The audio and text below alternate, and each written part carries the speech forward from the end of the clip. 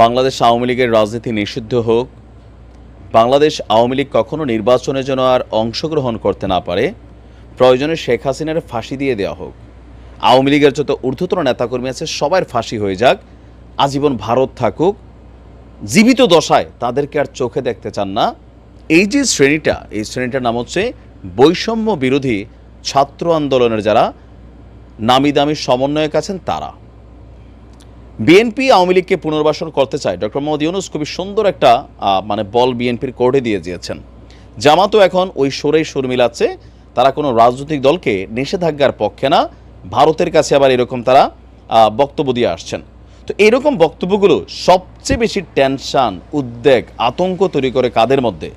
সার্জিস, হাসনাত, তারপর হচ্ছে ধরেন আসিফ, নাহিদ, মাহফুজ, বিশেষ করে আমরা যদি ধরি হাতে গোনা 50 বা 100 জন সমন্বয়ক নামে বিভিন্ন জায়গায় যারা এই দলগুলোকে লিড করছেন।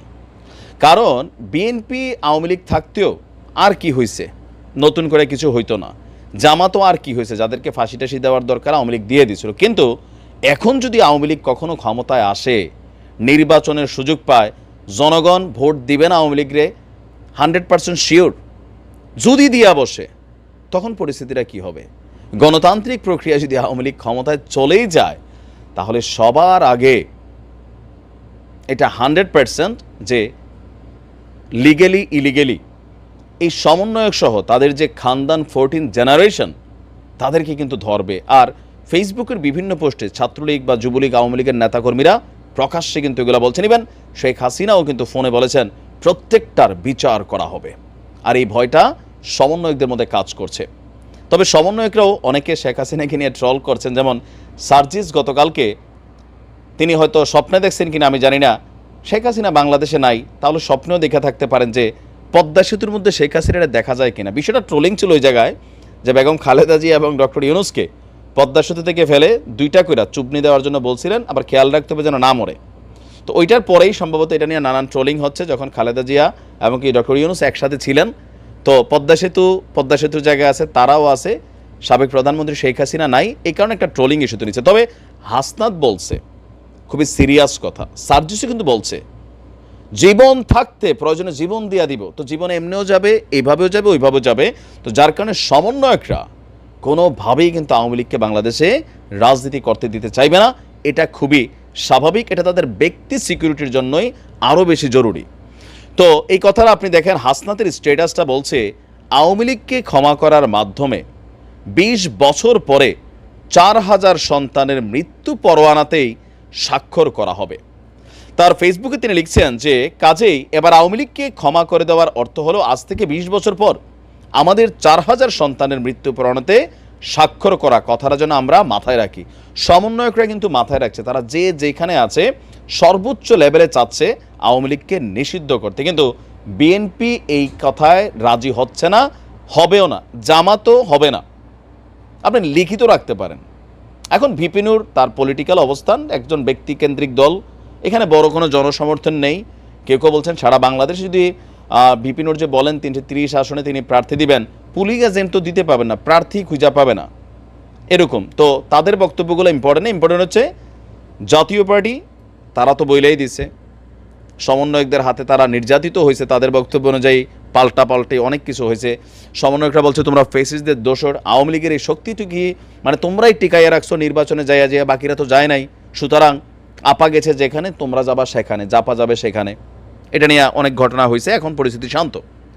বিএনপি খুব স্ট্রিক্টলি বিভিন্ন অবস্থানে শক্তভাবে তাদের অবস্থান প্রকাশ করছে।